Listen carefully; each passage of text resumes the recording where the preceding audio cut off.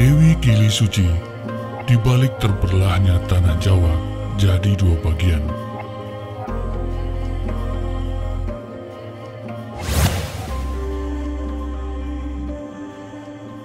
Era Busindok, pusat pemerintahan tanah Jawa, Kerajaan Medang Ibumi Mataram dipindah dari Jawa Tengah ke Jawa Timur.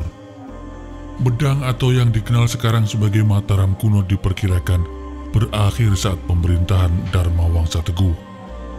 Karena peristiwa sejarah yang disebut dengan Mahapralaya pada tahun 1116 Masehi. 3 tahun kemudian, 1119, berdiri kerajaan baru yang berpusat di Kahuripan, didirikan oleh Airlangga yang selamat dari Mahapralaya. Airlangga adalah putra Mahendra Datta, putri Wangsa Isyana dari Kerajaan Medang. Ayahnya bernama Udayana, raja kerajaan berdahulu dari Wangsa Warmadewa. Ia memiliki posisi legal standing yang sah sebagai penerus Wangsa Isyana, mendirikan kembali Kerajaan Medang Kahuripan dengan ibu kota baru yang bernama Watanmas.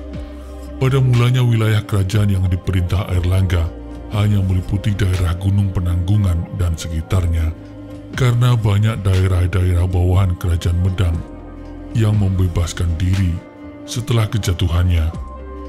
Baru setelah kedatuan Sriwijaya dikalahkan Kerajaan Chola pada 1125, Airlangga kembali memegang kedaulatan penuh atas tanah Jawa sebagai penerus Wangsa Isyana.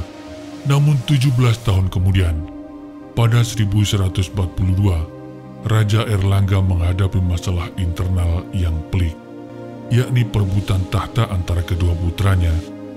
Dari sinilah kisah terbelahnya tanah Jawa bermula, dan dari sinilah munculnya kisah yang dikenal masyarakat dengan nama Dewi Kili Suci.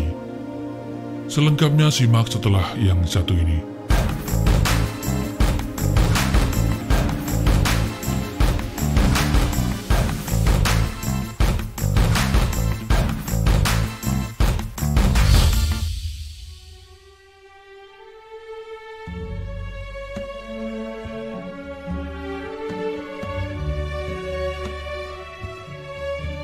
Airlangga atau Airlangga, nama lengkap beserta gelarnya adalah Sri Maharaja Rakehalu Sri Lokeswara Dharma Wangsa Airlangga Ananta Wikrama Tunggadewa, membangun pusat kerajaan pertama di Watanmas 1109 sampai dengan 1031, kemudian pindah ke Kahuripan sampai dengan 1042, satu lokasi yang menurut negara Kertagama disebut dengan Jiwana. Pemerintahan Airlangga yang berpusat di Kahuripan, wilayahnya membentang dari Pasuruan di timur hingga Madiun di barat. Pantai utara Jawa, terutama Surabaya dan Tuban, menjadi pusat perdagangan untuk pertama kalinya. Airlangga juga mulai mengadakan pembangunan serta pengembangan untuk kesejahteraan rakyatnya, membangun Sriwijaya Asrama pada tahun 1036, membangun bendungan Waringin Sapta untuk mencegah banjir musiman, memperbaiki pelabuhan Ujung Galuh yang letaknya di muara Sungai Brantas, membangun jalan-jalan yang menghubungkan daerah pesisir ke pusat kerajaan, meresmikan pertapaan Gunung Pucangan, dan pada akhirnya memindahkan pusat kerajaan dari Kahuripan ke Dahanapura yang sekarang dikenal sebagai Kediri. Airlangga juga menaruh perhatian terhadap seni dan sastra. Empu Kanwa pada era itu menulis Arjuna Wiwaha yang diadaptasi dari epik Mahabharata. Kitab ini dinarasikan ulang, menggambarkan perjuangan Arjuna mengalahkan Niwatakawaca sebagai kiasan Airlangga mengalahkan Haji Wurawuri. Raja Airlangga mengeluarkan prasasti Pucangan berangkat tahun 1041. Disebutkan bahwa dirinya merupakan anggota keluarga dari Dharma Wangsa Teguh, putra pasangan Mahendra Datta dengan Udayana, Raja Bali dari Wangsa Warmadewa. Sedangkan Mahendra Datta adalah putri Makunta Wangsa Wardana dari Wangsa Isyana. Dan kalau ditarik ke atas lagi, Makunta Wangsa Wardana adalah putra dari Sri Isyana Tunggawijaya, putri Busindok. Berdasarkan penemuan dua patung wanita pada candi belahan di lereng Gunung Penanggungan, Airlangga diduga memiliki dua istri. Istri pertama adalah Putri Dharma Wangsa Teguh, yang darinya memiliki putra dan putri. Yang pertama adalah Sanggrama Wijaya Tunggadewi, dan yang kedua adalah Samarawijaya. Adanya unsur Teguh dalam gelar Samarawijaya menunjukkan kalau ia adalah putra Airlangga yang dilahirkan dari Putri Dharma Wangsa Teguh. Sedangkan dari istri kedua, Airlangga memiliki putra Mapanji Karasakan. Pada masa pemerintahan Airlangga dan raja-raja sebelumnya di Medang, jabatan tertinggi sesudah Maharaja adalah Rakrian Mahamantri. Jabatan ini identik dengan gelar putra mahkota. Umumnya dijabat oleh putra sulung atau menantu raja.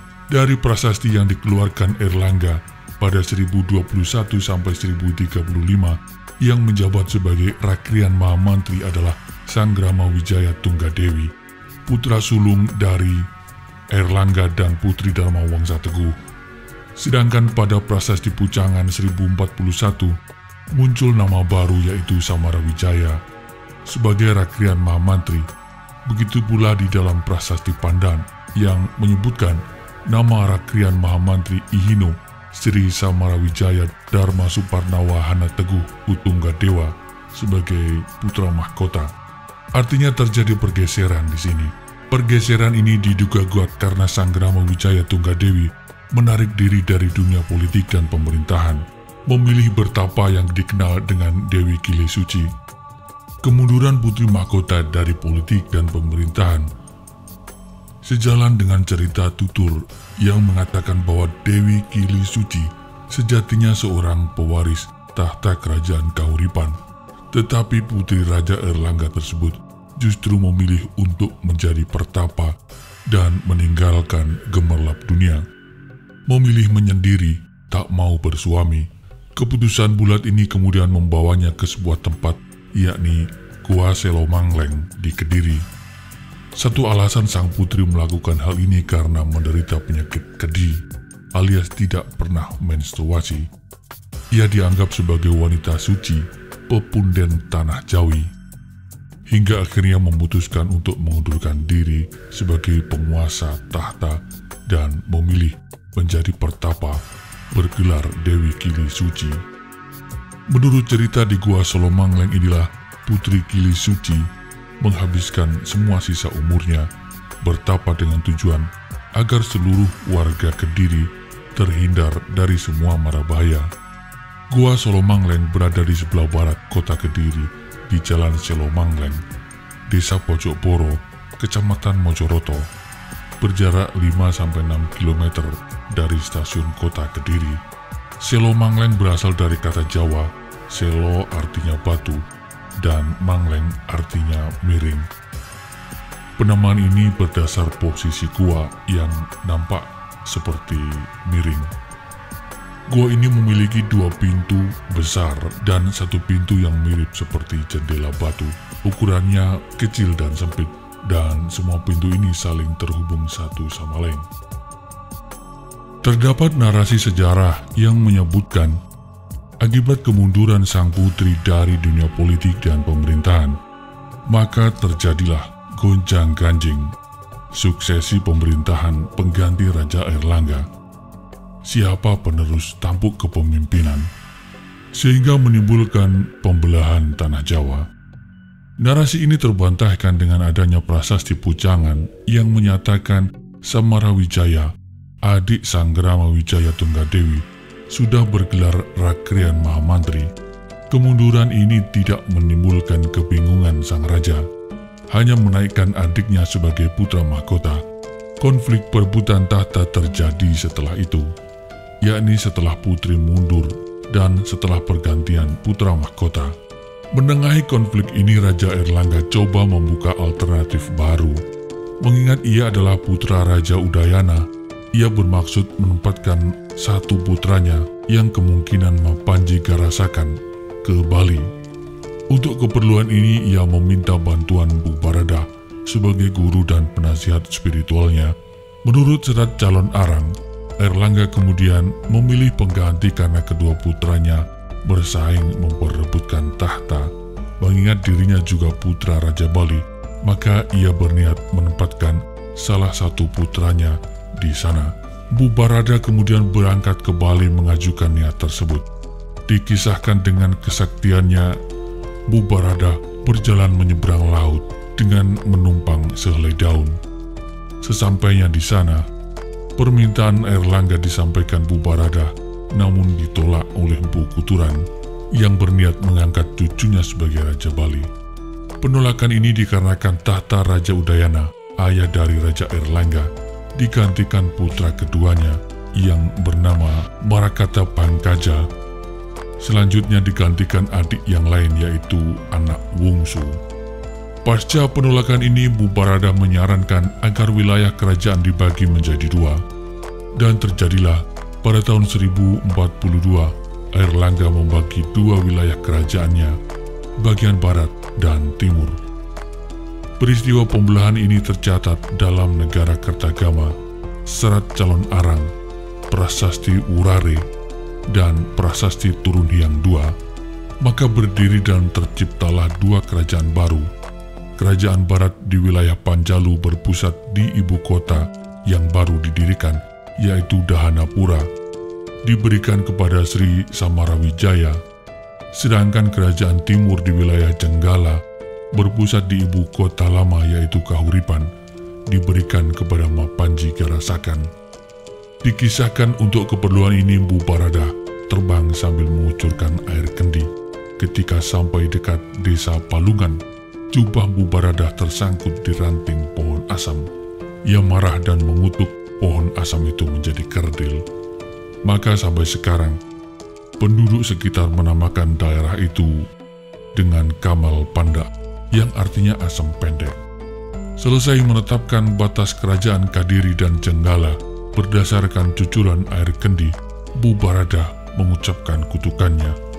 Barang siapa melanggar batas tersebut, hidupnya akan mengalami kesialan.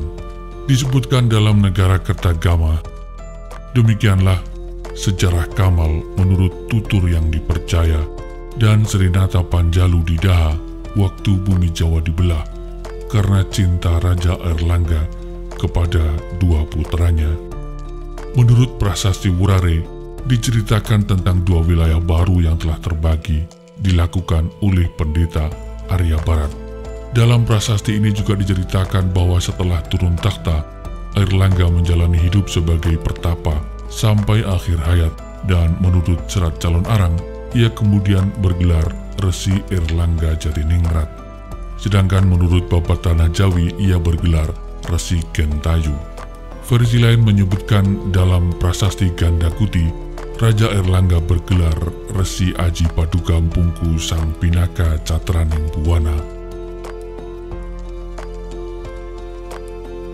Tema yang dimuat dalam video ini terjadi puluhan bahkan ratusan tahun silam, sehingga sangat mungkin tidak sama persis seperti asal kejadian. Catatan sejarah bisa saja berbeda dengan bukti dan kenyataan. Terhadap hal itu, admin terbuka pada setiap masukan. Admin juga tidak menganggap bahwa yang kami sampaikan adalah satu kebenaran tunggal. Admin menerima setiap kemungkinan dan masukan. Terhadap figur dan tokoh yang diceritakan, admin berlepas pandang dalam menilai, menghakimi maupun menghukumi. Kami memegang kaidah, wa ma jaro baina sahabi naskutu, seluruh yang terjadi antara para sahabat, sengaja kami perluas artinya jadi sejarah secara umum, kami diam, tidak ikut campur, tidak membahas.